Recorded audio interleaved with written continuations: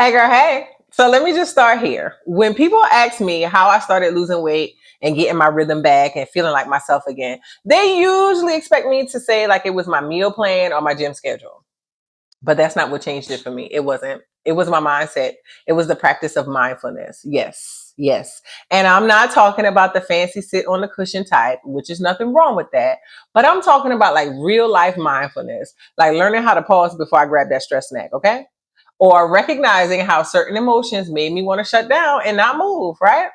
So once I started paying attention, not judging myself, just noticing what was happening, everything shifted. Okay. How I ate, how I moved, how I showed up for myself, all that shifted.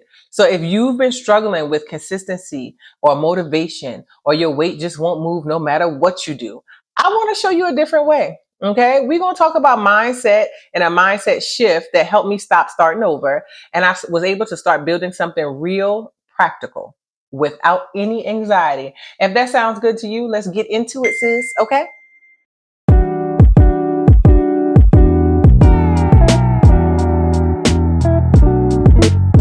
All right, so now let me tell you something a little personal. I did not grow up hearing the word mindfulness, okay?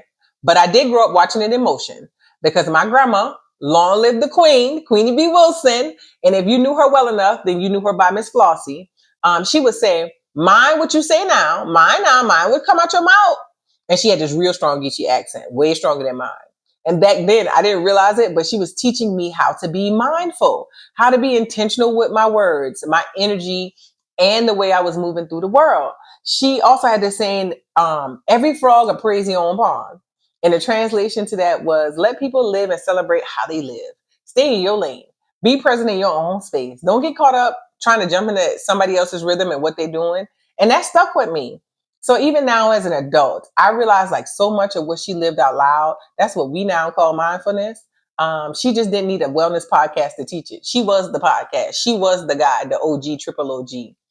And that's why for me, mindfulness isn't just deep breathing and journaling, which is nothing wrong with that, but it's also ancestral. It's practical.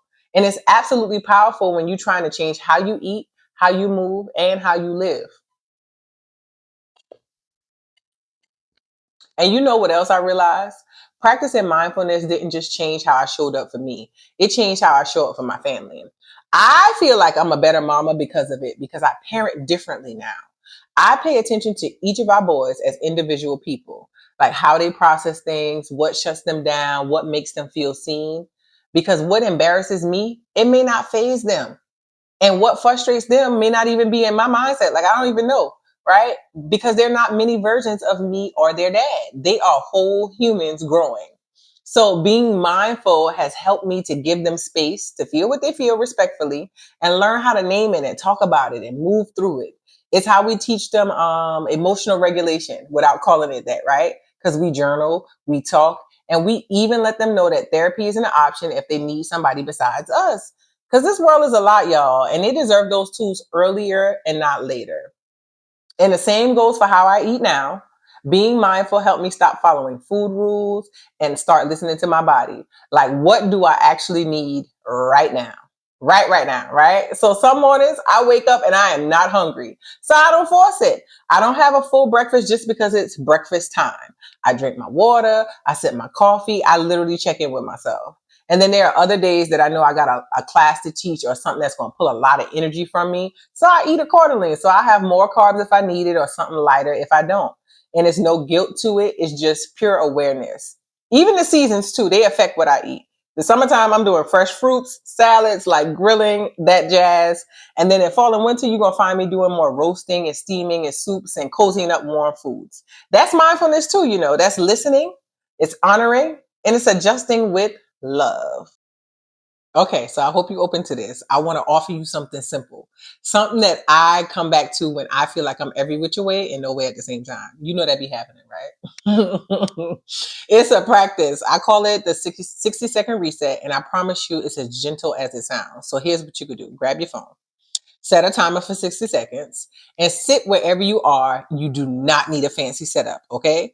Close your eyes if you feel safe in that area and take one deep breath. And then I want you to ask yourself one question, just one question. What do I need right now? Not what's on your to-do list, not what somebody else needs from you, just you. Just talking to you. What do you need right now? In this moment, what is it? Maybe it's some water. Maybe it's some food. Maybe you need to rest. Maybe you need to cry or scream. Or maybe you just need some silence, right? Whatever it is, name it. And if you can, in that moment, honor it. That's mindfulness, sis. That's the muscle that we are building.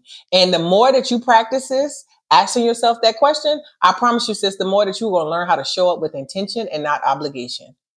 So if that one question brought up something real for you, all right, be honest with yourself. If it did, or even if you couldn't answer it, that's exactly what my new series, Mindfulness for Real Life, is going to be here to help you with. All right.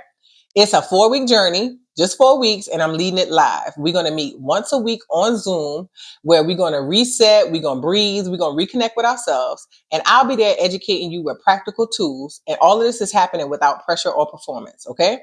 So whether you are trying to manage your stress, shift how you eat, navigate perimenopause or menopause, or some weight changes that you have, or you might just want to learn how to pause before you pour out. This for you, sis.